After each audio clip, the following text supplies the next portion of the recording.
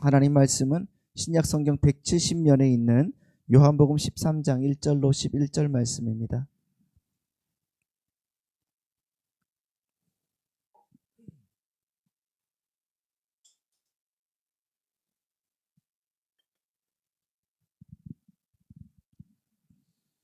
요한복음 13장 1절로 11절 말씀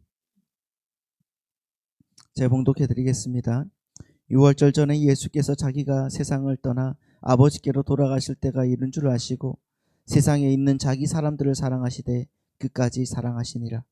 마귀가 벌써 시몬의 아들 가룟 유다의 마음에 예수를 팔려는 생각을 넣었더라. 저녁 먹는 중 예수는 아버지께서 모든 것을 자기 손에 맡기신 것과 또 자기가 하나님께로부터 오셨다가 하나님께로 돌아가실 것을 아시고 저녁 잡수시던 자리에서 일어나 겉옷을 벗고 수건을 가져다가 허리에 두르시고 이에 대야에 물을 떠서 제자들의 발을 씻기시고 그 두르신 수건으로 닦기를 시작하여 시몬 베드로에게 이르시니 베드로가 이르되 주여 주께서 내 발을 씻으시나이까? 예수께서 대답하여 이르시되 내가 하는 것을 네가 지금은 알지 못하나 이후에는 알리라. 베드로가 이르되 내 발을 절대로 씻지 못하시리이다. 예수께서 대답하시되 내가 너를 씻어 주지 아니하면 내가 나와 상관이 없느니라. 시몬 베드로가 이르되 주여 내 발뿐 아니라 손과 머리도 씻어 주옵소서. 예수께서 이르시되 이미 목욕한 자는 발밖에 씻을 필요가 없느니라. 온몸이 깨끗하니라. 너희가 깨끗하나 다는 아니니라 하시니 이는 자기를 팔 자가 누구인지 아심이라. 그러므로 다는 깨끗하지 아니하다 하시니라. 아멘. 날씨가 많이 더워졌습니다. 아침 저녁은 선선하지만은 굉장히 덥고요. 또 예배 때 오시면은 이게 더운지 안 더운지 헷갈리면서 가면 갈수록 막 이렇게 더워질 겁니다. 여러분들 참고해 주시고요. 더우면은 에어컨을 틀으셔도 됩니다. 그리고 오늘 찬양하면서 우리가 헌금 찬양하시는 우리 성도님들 그 삶에 하나님의 은혜가 있기를 소망합니다. 기억해 보니까 헌금 기도 하는데 제가 기도를 못했더라고요. 우리 성도님들 모두에게 주의 은혜가 넘치시기를 부탁드립니다. 자, 오늘 본문은 우리 성도님들이 잘 아시는 장면이죠. 그렇죠? 이 장면도 예수님께서 제자들의 발을 씻겨주시는 장면이죠. 일명 세족식이라고 합니다. 세족식. 자, 이 내용을 말씀을 드리면은 예수님이 제자들의 발을 씻으려고 이제 하니까 베드로가 주님이 제 발을 어떻게 씻을 수가 있습니까? 그러는 거잖아요. 그랬더니 예수님이 내가 네 발을 씻기지 않으면은 너는 나와 아무 상관이 없어. 그러죠. 그러니까 베드로가 오버하면서 뭐라고 합니까? 그러면 제 발뿐만 아니라 손과 머리까지 그냥 목욕을 시켜 주십시오. 그런단 말이에요. 그러니까 예수님이 이미 목욕한 사람들은 발만 씻으면 돼. 이런 에피소드예요. 그렇죠? 뭉뚱그려서 말씀드리면 이런 에피소드란 말이에요. 그래서 여러분 이 에피소드를 통해서 많은 교회들이 이 말씀을 가지고 어떻게 해석을 합니까? 예수님이 제자들의 발을 씻어주신 것처럼 우리도 우리 이웃의 발을 씻어주는 삶을 살아가자. 그러잖아요. 그런 식의 어떤 도덕적이고 윤리적인 훈계와 권고로만 이 말씀을 보는 분들이 굉장히 많죠. 그래서 여러분 트레스 디아스 같은 곳에서 세족식을 하면은 그게 너무 은혜됐다. 그러면서 나도 남을 사랑해야 되겠다라는 그런 마음을 갖고 이제 끝나는 거잖아요. 조금 이따가도 말씀을 드리겠잖아요. 그게 끝나는 거잖아요. 물론 여러분 그런 말씀도 있어요. 그런 말씀도 있어요. 무슨 말씀이냐고 하면은 이 예수님께서 제자들의 발을 씻어주신 이 에피소드는요. 그 훈계와 권고로만 해석되는 그런 해석해서는 안 되는 말씀이라는 거지. 그 모든 것이 다 포함되어 있는 거예요. 자, 여러분 오늘 요한복음 13장과 같은 사건, 이 사건과 같은 시간대에서 같은 이야기를 하는 장면이 있어요. 그게 어디냐고 하면 누가복음 22장입니다. 누가복음 22장에서 자, 제자들이 어떤 일을 하고 있었던가, 이 에피소드가 있기 전에 그 예수님이 제자들의 발을 씻기기 전에 이전에 어떤 에피소드가 있었는가? 자, 한번 보십시오. 누가복음 22장 24절 말씀을 한번 보세요. 자, 동일한 연장선이거든요. 시작. 또 그들 사이에 그중 누가 크냐 하는 다툼이 난지라. 그러니까 여러분 보십시오. 예수님이 제자들의 발을 씻겨주신 바로 그 장면은 내가 높으니 네가 높으니 하면서 여러분 싸움과 다툼의 자리에서 일어났다는 거예요. 그런 다툼의 자리에서 일어났다는 겁니다. 그런 싸움 와중에 주님께서 손수 종의 모습이 되셔서 그들의 발을 씻기신 거예요. 그러니까 여러분 오늘 본문과 함께 이 이야기를 연결하면은 서로 높아지려고 했던 그 제자들에게 얘들아 섬김이라는 건 이런 거야 하면서 제자들에게 섬김의 삶이 무엇인지를 보여주려고 하는 주님의 모습이 보이시죠? 그렇죠? 주님의 모습이 보여요. 그러니까 그것도 맞단 말이에요. 사람들이 그렇게 해석하는 것도 맞단 말입니다. 하지만 이게 중요한 거예요. 하지만 오늘 우리는 이 말씀을 통해서 그보다 넓고 깊은 복음의 메시지를 이해해야 되는 거예요. 이 안에 담겨진 그 복음의 메시지가 무엇인지를 분명하게 알고 가셔야 되는 겁니다. 여러분 한번 생각을 해보세요. 여러분 신앙에 있어서 믿음이 먼저입니까? 아니면 회개가 먼저입니까? 자, 믿음이 먼저예요? 회개가 먼저예요? 많은 사람들이 그것을 제대로 알지 않고 아니 어떻게든 예수님을 믿는다는 게 중요하지 회개가 먼저인지 믿음이 먼저인지 그게 뭐가 중요해? 이렇게 말씀하시는 분들이 많단 말이에요. 여러분 그렇게 가다 보면은 교리무용론에 빠지게 됩니다. 보십시오. 우리가 전도를 당했을 때 전도를 당하잖아요. 그렇잖아요. 전도를 당했을 때 사람들이 전도하는 분들이 맨 처음에 어떻게 하죠? 회개를 시키죠. 영접기도를 어떻게 합니까? 영접기도를 시킨데 어떻게 합니까? 주님 우리는 죄인이었습니다. 우리의 죄를 회개합니다. 이제 예수님의 사랑을 실천하면서 살겠습니다. 그래 예수님의 사람으로 살아갈 믿음을 주시옵소서 그런다고요. 그렇죠. 근데 여러분 이런 회개가 있고 그 다음 내가 믿음을 얻었다는 그러니까 회개 다음에 믿음이 생긴다고 주장하는 분들은 다 알미니안주의자들입니다. 그걸 기억하셔야 돼요. 그래서 중생 전에 구원을 갈망하라고 가르치는 분들을 조심해야 되는 거예요. 또한 여러분 사형리 그 전도책자나 아니면은 그런 어떤 전도책자들도 여러분들이 조심해야 돼요. 여러분 사형리를 보시면은 당신이 회개하면 예수님이 우리의 마음속에 들어오시고 그 믿음으로 살아가야 된다고 가르쳐요. 그런데 여러분 성경을 보시면은 그게 아니에요. 성경은 믿음이 회개를 낳는다고 가르칩니다. 그래서 우리 믿음의 조상들도 믿음이 회개를 낳는다고 얘기해요. 대표적으로 칼빈이. 왜냐하면 주님께서 주시는 그 믿음이 없이는 우리에게는 온전한 회개가 이루어지지 않기 때문입니다. 그래서 창세 전에 그리스도 예수 안에서 택해진 우리들은 그 은혜에 의해서 믿음으로 말미암아 구원을 받는 것이고요.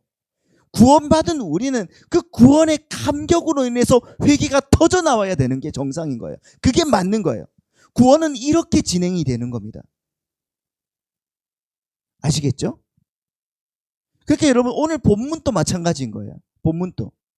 주님의 복음의 은혜 안에 들어간 믿음의 백성들은 당연히 내 주위에 있는 사람들의 발을 씻어줄 수 있는 사람이 될 수가 있는 것이지 내가 먼저 그런 마음을 갖고 그들의 발을 씻어주는 그런 말씀은 오늘 본문의 말씀이 아니라는 겁니다. 여러분 아시겠죠? 한번 생각을 해보십시오. 여러분들이 뜨레스 디아스나 왕의 잔치 같은 프로그램을 하고 나서, 왕의 잔치 다 가보셨잖아요. 거의 다. 왕의 잔치 같은 프로그램을 하고 나서 세족식을 그때 당했잖아요. 그렇죠? 세족식 당하셨죠? 그리고 그 마음속으로 나도 이런 마음으로 살아야 되겠다고 결심하셨지 않습니까? 네? 너무 좋았어. 그래서 결심하셨어요. 그런데 그 프로그램이 끝나고 나서 몇 번 내 주위 사람들의 발을 씻어 주셨습니까, 여러분들은? 몇 번? 한 번? 두 번? 네? 안 된다는 겁니다. 한 번도 안 씻어 주셨죠, 이때까지. 주님의 복음의 은혜가 아니고서는 그게 안 된다고요. 그 믿음이 여러분에게 브레이크 스루, 다시 말하면 뚫고 들어오지 않으면은, 믿음이 내 삶 속에, 내 인생 가운데 뚫고 들어오지 않으면은 세족식? 아니, 여러분 옆에 있는 사람 얼굴도 못 씻어준다니까요. 손도 못 씻어준다니까요. 그러니까 오늘 본문을 보시고 주님의 그 복음이 어떻게 그들에게 이루어지는지를 먼저 보셔야 되는 거예요. 그것을 아시고 내가 어떻게 갈 것인가를 보는 겁니다. 자, 그럼 오늘 본문을 보시죠. 13장 1절 말씀을 보시죠. 자, 13장 1절 말씀 보시면 이렇게 나와 있습니다. 시작. 유월절 전에 예수께서 자기가 세상을 떠나 아버지께로 돌아가실 때가 이른 줄 아시고 세상에 있는 자기 사람들을 사랑하시되 끝까지 사랑하시니라. 아멘. 여러분, 이 배경이 어디라고 합니까? 배경이 언제라고 되어 있어요? 유월절 전이라고 하죠. 유월절 전. 자, 그러니까 예수님은 언제 죽임을 당하시는 거예요? 유월절 날에 죽임을 당하실 것이니까. 그렇죠? 유월절 날에 죽임을 당하실 것이니까 예수님의 죽음이 이제 코앞으로 다가왔다는 의미예요. 예수님의 죽음이 이제 코앞으로 다가왔어. 그래서 이제 곧 돌아가실 주님께서 자기가 죽으실 것을 아셨다고 하시죠? 아시고 누구를? 자, 파란색 누구를? 세상에 있는 자기 사람들을, 그러니까 세상 안에 들어있는 자기 소유, 세상에 있는 자기 사람이라는 것은 세상 안에 들어있는 자기 소유란 말이에요.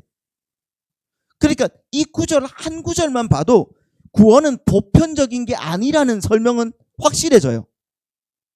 그러니까 보편 구원론자들, 그 자유주의자들의 주장은 틀렸다는 거예요. 모든 사람이 다 구원받는다? 아니라는 겁니다.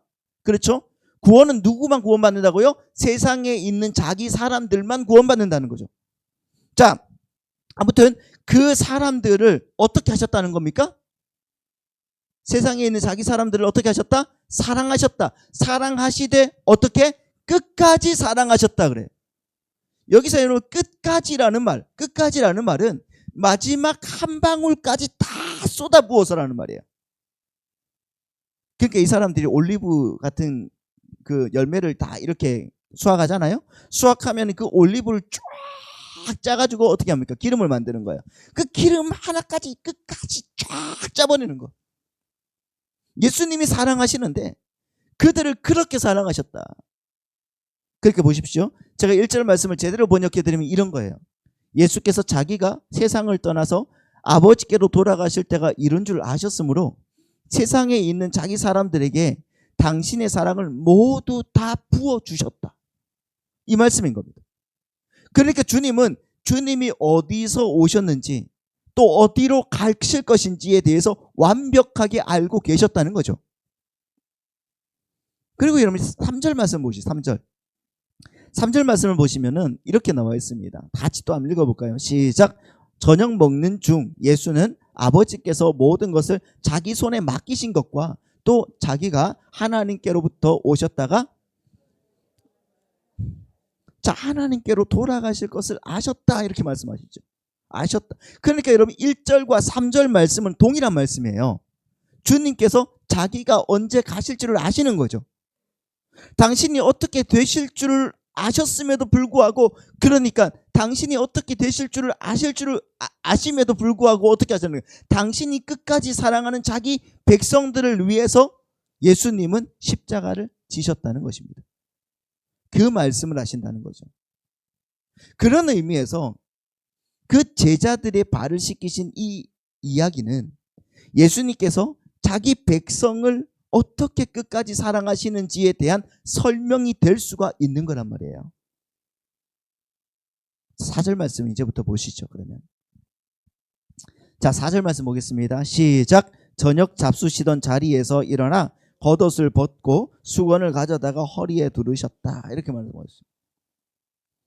자, 세족식을 하기 전에 예수님의 그 동작이에요. 그렇죠? 이 동작인데 여기서 여러분 예수님이 식사를 하던 그 자리에서 일어나서 겉옷을 벗고 수건을 허리에 두르셨다는 이 말은 여러분 2000년 전에 전형적인 노예의 모습인 거예요. 전형적인 노예의 모습입니다. 자, 누가복음 17장 8절 말씀을 보면은 이렇게 나와 있어요. 여기에서 노예의 모습이 나오는데 도리어 그들은 내 먹을 것을 준비하고 뭐를 띠고 띠를 띠고 내가 먹고 마시는 동안에 수종을 들고 너는 그 후에 먹고 마시라 하지 않느냐. 종이 바로 그러한 자들. 늘 뭔가를 띠고 잡고 있어야 되는 거예요. 그 모습을 그대로 지금 예수님이 재현을 하고 있습니다. 종의 모습을. 그리고 여러분 본문 4절에서 자 4절 말씀 보면 겉옷이라는 단어가 나오죠. 겉옷. 여기서 여러분 겉옷이라는 말이 헬라어로 하마티온이라는 말이에요. 하마티온. 이게 하마티온이라는 말인데 이 겉옷이라는 이 말은 겉옷은 하나밖에 없는 거잖아요. 근데 이 하마티온은 단수가 아니라 복수로 나와 있어요. 겉옷들을 벗었다 이렇게 말합니다. 근데 여러분 유대인들은 대부분이 이 겉옷만 입고 다녔거든요. 자, 속옷에 이제 그 걸치는 거 하나 입고 속에 겉옷 하나 그 거적댕이 이런 거 있잖아요. 예전에 입고 다녔던 거. 그런데 여러분 그게 자기 전 재산입니다. 거의.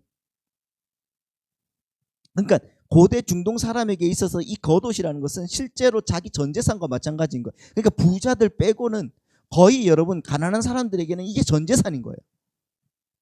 근데 예수님이 그 당시에 그렇게 부자였습니까? 아니잖아요. 그렇게 부자도 아니셨잖아요. 예수님은 가난하셨어요. 그러면 예수님은 이 겉옷 한 벌밖에 없어야 맞는 것인데 그래서 단수로 써야지 맞는 거잖아요. 그렇죠? 단수로 써야지 맞는 것인데 예수님이 얼마나 옷을 많이 입고 계셨기에 예수님께서 벗으신 그 옷을 복수로 표현을 했을까? 겉옷은 하나 입고 하나를 벗고 또 벗고 적어도 2개 이상이라는 거잖아요. 근데 그게 아니거든요. 여러분 이 단어를 다른 곳에서도 똑같이 요한이 쓰고 있는데 그것을 보시면은 왜 여기에 하마티온이라는 이 단어가 똑같이 쓰여 있는지를 알 수가 있어요. 한번 보십시오. 요한복음 19장 23절 말씀입니다. 시작. 군인들이 예수를 십자가에 못 박고 그의 옷을 취하여 4깃에 나누어 각각 한 깃씩 얻고 속옷도 취하니 이 속옷은 호지 아니하고 위에서부터 통으로 짠 것이다. 자, 군병들이 십자가에서 예수님의 그 옷을 벗기고 그것을 서로 나누어 가지죠. 그렇죠? 여기서 요한은 예수님의 옷을 하마티온 복수형으로 표기했습니다. 여기서도. 여러분 오늘 본문에서 예수님이 종이 되시기 위해서 벗으셨던 그 옷과 십자가에서 벗겨지신 그 옷이 똑같은 단어로 기록이 되어 있습니다. 그래서 여러분 요한은 일부러 복수 단어를 쓰고 있는 거예요. 요한은 지금 예수님이 제자들의 발을 씻기신 이 사건이 바로 십자가 사건임을 하마티온이라는 단어로 암시를 하고 있는 거예요. 우리에게.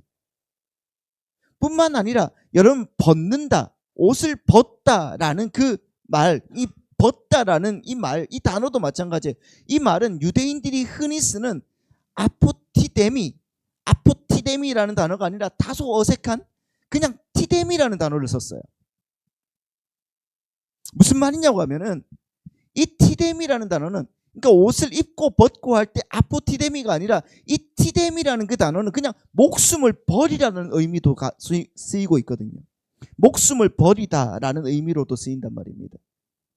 그러니까 예수님이 겉옷을 벗으셨다는 것은 십자가의 죽으심의 상징이었던 거예요. 그러한 예수님의 십자가에서의 죽음이 그 불가능한 제자들을 거룩한 맨발로 만들어내셨음이 이 그림 안에 기록이 되는 겁니다. 자, 한번 생각을 해보십시오. 하나님께서 모세를 비롯한 여호수아 이런 사람들, 그렇게 거룩한 곳에 선 사람들에게 뭐라고 하십니까? 예? 너가 선 곳은 거룩한 땅이니 너의 신을 벗으라고 하시죠. 내 발에서 내 신을 벗으라. 그러죠. 여러분, 예수님의 십자가가 제자들을 거룩한 맨발로 만들어내셨다는 것을 그렇게 큰 그림으로 우리에게 보여주고 있는 거예요. 자, 잘 들어보십시오. 계속해서 보겠습니다. 그렇게 예수님은 옷을 벗고 수건으로 띠를 띤 종의 모습이 되셨어요. 그러니까 주인이 종들의 노예가 되어서 종들을 어떻게 해요? 섬기는 자가 된 거죠.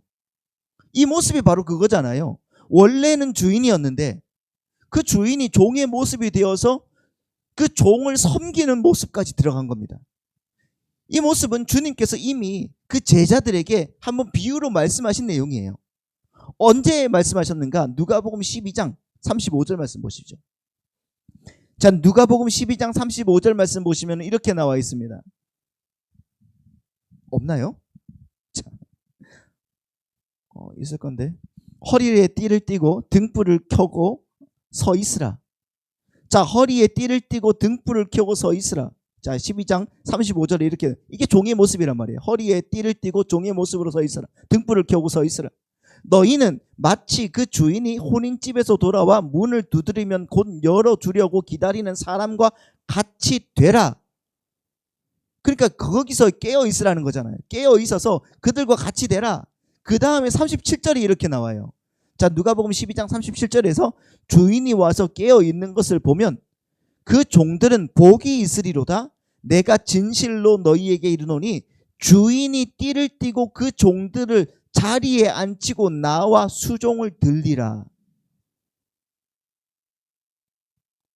주인이 띠를 띠고 그 종들을 그 자리에 앉히고 나와서 수종을 들 것이다. 여러분, 오늘 본문의 그림이 바로 여기에서 그려지는 거예요. 여기서 보면은 하인들이 띠를 띠고 등불을 켜서, 맞죠? 켜고 들어서서 혼인집에서 돌아오는 주인을 기다려요. 그때 깨어 있으면은 주인이 돌아와서 그들을 칭찬하고 오히려 주인이 띠를 띠고 종들의 자리로, 종들이 자기 자리에 종들을 그 자기의 자리에 앉히고 자기가 종이 되어서 그 종들에게 수종을 들 것이다 그래요. 오늘 본문은 예수님의 비유에서 나오는 그 주인이 지금 종들의 노예가 되어서, 그렇죠, 종들의 종이 되어서 허리에 띠를 띠고 그들의 발을 닦으시는 모습이란 말이에요. 이해가 되십니까? 되셔야 되는데. 근데 여러분 보시다시피 누가복음에 보시면은 주인이 종들을 수종하기 위해서는 조건이 있었어요. 뭡니까? 먼저 종들이 먼저 허리에 띠를 띠어야 돼요. 그리고 등불을 켜고 주인을 맞을 준비를 하고 있어야 되는 거예요. 하지만 여러분들이 보시다시피 여기에서 주님께 수종을 받고 있는 종들은 주님이 말씀하신 그런 준비하는 종들과는 아주 거리가 먼 사람들 아닙니까? 제자들은. 그렇죠. 주님이 땀이 피가 되도록 기도하시는데 주님이 그랬잖아요. 우리 함께 기도하자. 함께 기도 좀 해줘. 근데 제자들이 어떻게 합니까? 그 곁에서? 기도하시는 주님 곁에서 뭐 합니까? 자요. 눈을 떠있지 못하는 거예요. 자요. 그리고 심지어 주님이 당신의 죽음을 이야기하는 그 자리에서 제자들이 뭐라고 합니까? 뭐 합니까? 네가 크니 내가 크니, 야 내가 더 크지, 키 한번 재볼까? 이거고 있는 거예요. 그런데 그들을 주님이 지금 어떻게 하신다고요? 수종 들고 계신다는 거예요. 그들의 발을 씻기고 계시는 거예요. 주인이 먼저 그러한 종들을 위해서 겉옷을 벗고 수건을 허리에 두르시고 땅에 무릎을 꿇으신 거예요. 그게 뭡니까? 여러분, 그게 바로 십자가인 거예요. 하나님의 요구는요, 분명히 율법으로 우리에게 주어져요. 그러나 그거는 우리 죄인들이 성취해낼 수 없는 것이기 때문에, 율법을 다 지켜 행할 수 없는 것이기 때문에 주님께서 먼저 은혜로 우리를 찾아오시는 거, 그게 바로 십자가를 이야기하는 거란 말입니다.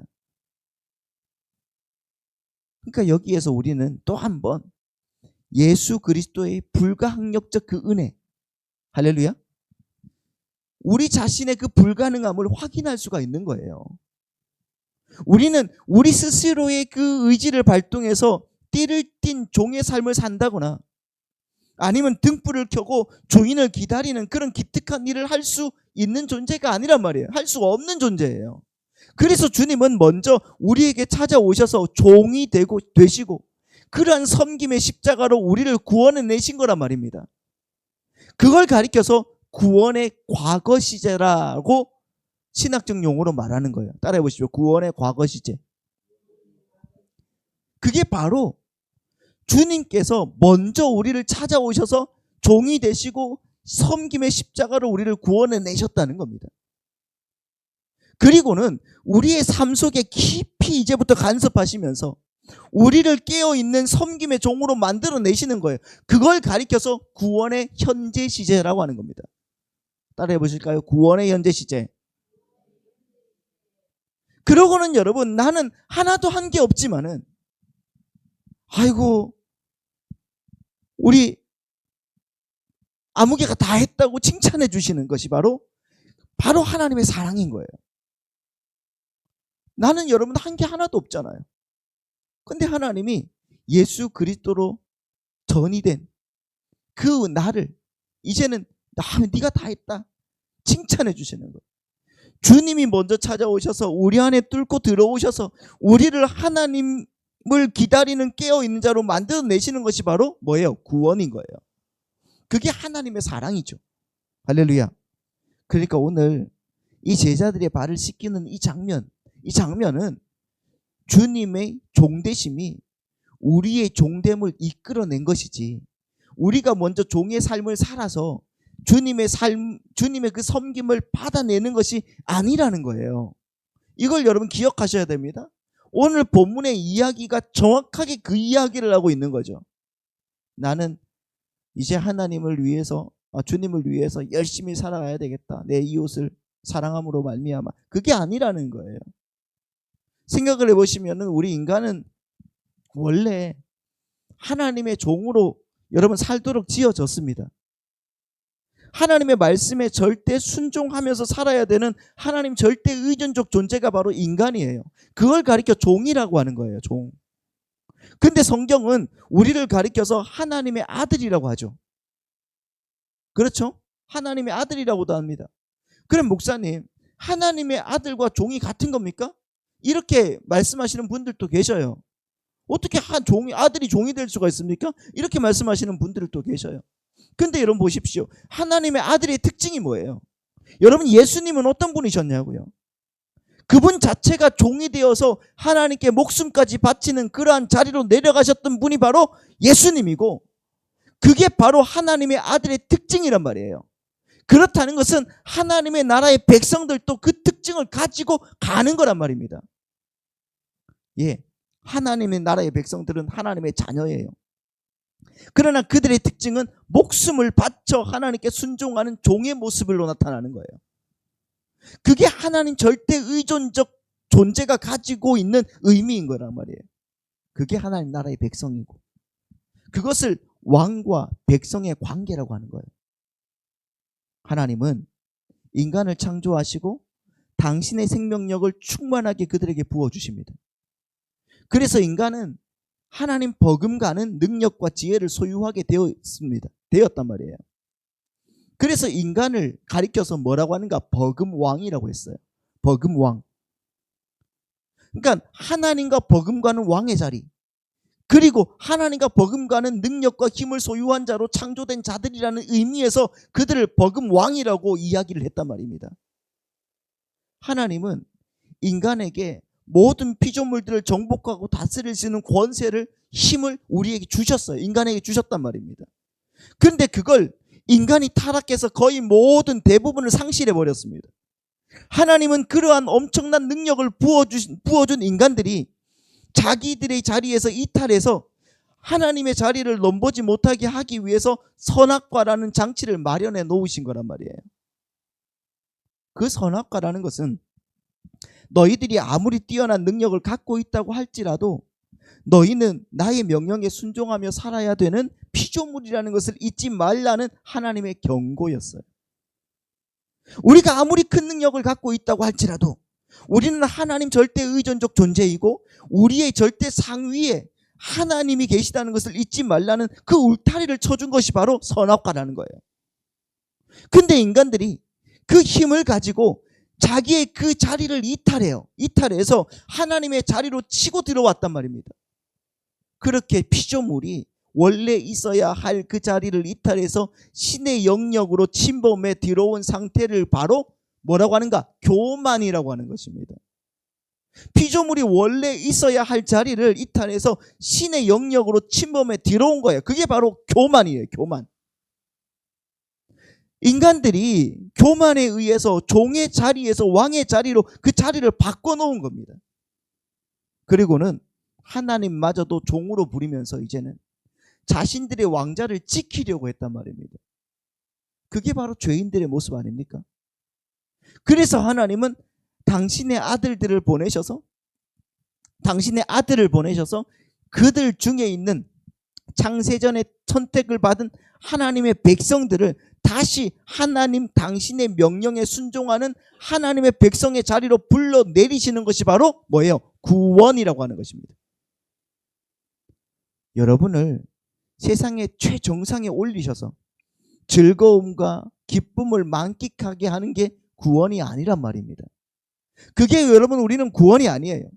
이 세상의 최정상에 올라가서 교만의 삶을 살아가고 있는 자들을 끌어내시는 거예요. 끌어내셔서 하나님의 말을 잘 듣게 하는 자로 끌어내리는 것을 구원이라고 하는 거예요. 바르게 이해하셔야 됩니다. 그러니까 구원이라는 게 뭐라고요? 하나님의 백성의 자리에서 자기만의 왕의 자리로 자리를 바꿔 앉은 그 가련한 인간들을 다시 하나님의 아들, 즉 종의 자리로 끌어내리셔서 하나님께 복종하는 자로 만들어내시는 것을 말하는 겁니다.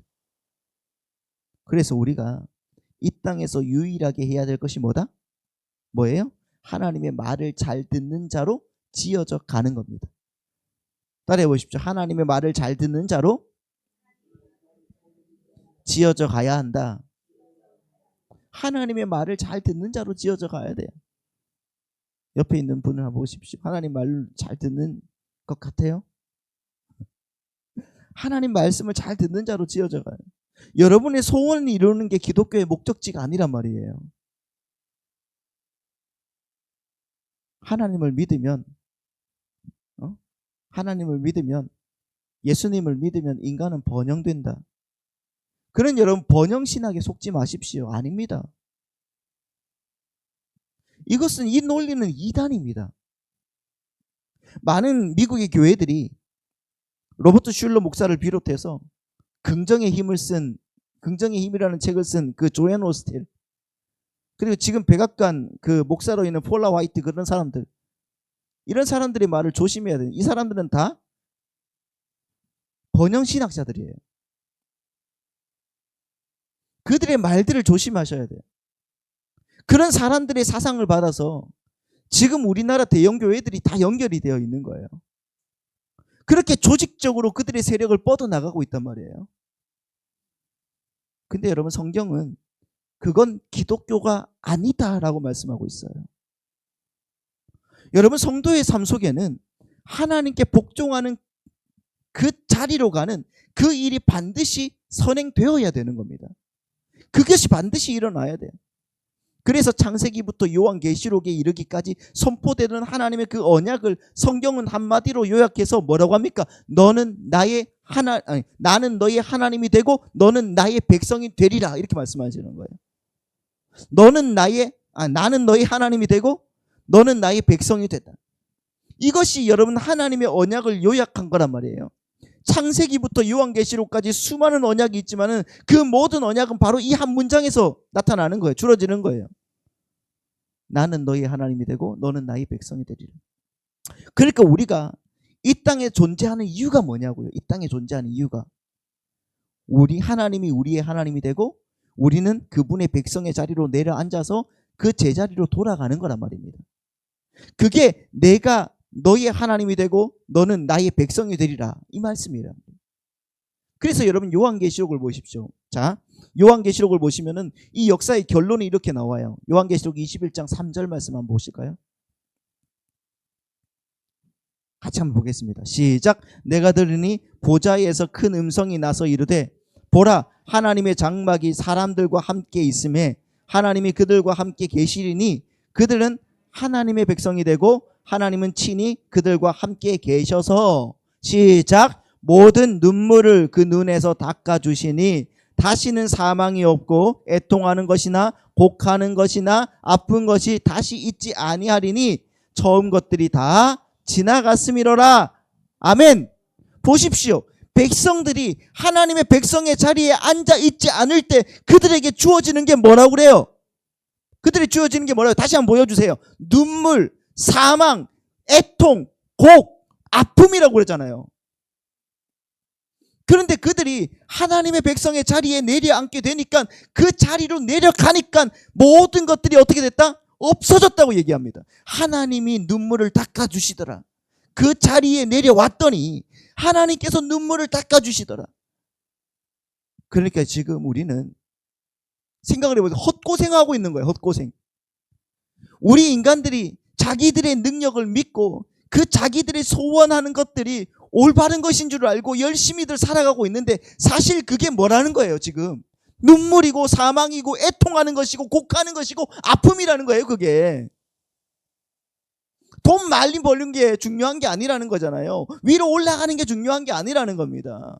그런데 하나님이 그 힘의 원리를 추구하며 살아가는 그들을 하나님의 백성의 그 자리로 끌어내리셔서 그걸 제거해 주시겠다는 거예요. 그걸 가리켜서 구원이라고 하는 겁니다. 따라서 여러분들께 다시 한번 말씀드리지만은 이 땅에서 성도들이 해야 할 유일한 일은 이 세상의 주인인 자리에서 내려와야 된다는 거예요. 우리가 이 세상의 주인인 자리에서 내려와서 하나님의 말씀에 온전하게 순종하는 하나님의 백성의 자리로 옮겨가야 된다는 말입니다. 그런데 이 일을 예수님께서 모두 이미 완성해 주셔서 선물로 주시겠다는 거예요. 구원의 과거 시제, 현재 시제, 미래 시제 전부 하나님이 완성해서 우리에게 주시겠다는 겁니다. 그거예요. 그래서 주인이 먼저 띠를 띠고 종이 되어서 섬기는 모습. 자, 오늘은 이까지만 할 거거든요. 주인이 먼저 띠를 띠고 종이 되어서 섬기는 모습. 그것이 등장하는 거예요. 예수님이 발을 씻어주는, 제자들의 발을 씻어주는 이 장면에서 그것으로 말미암아 너희를 반드시 깨어서 주인을 기다리는 자로 내가 만들어 놓고 말 거야. 그렇게 주인이 종의 모습으로 먼저 그들 앞에 무릎을 꿇고 앉으시는 거예요. 그 예수님의 사랑을 생각해 보십시오. 그 하나님의 철저한 은혜를 한번 생각을 해보세요. 우리가 그 은혜 안에서, 그 사랑 안에서 어떻게 감사를 하지 않을 수가 있냔 말이에요. 그렇게 감사하는 자들에게서만 나타나는 하나님의 은혜가 바로 우리의 삶의 헌신인 거예요. 여러분, 믿음이 먼저입니다. 주님이 여러분들을 끝까지 끌고 가신다는 그 믿음이 여러분 가운데 넘치시기를 예수님의 이름으로 축원합니다. 그리고 가는 모든 길마다 하나님이 여신다, 하나님이 이끄신다, 그것을 여러분 기억하시며 나가십시오. 그러나 물론 내 교만을 먼저 끌어내신 다음에 하나님이 여시고 하나님이 이끄신다는 거예요. 그 말씀 안에서 오늘도 그리고 일주일 동안 주의 은혜 가운데 자유를 얻으시는 하나님 백성들 다 되시기를 예수님의 이름으로 축복합니다.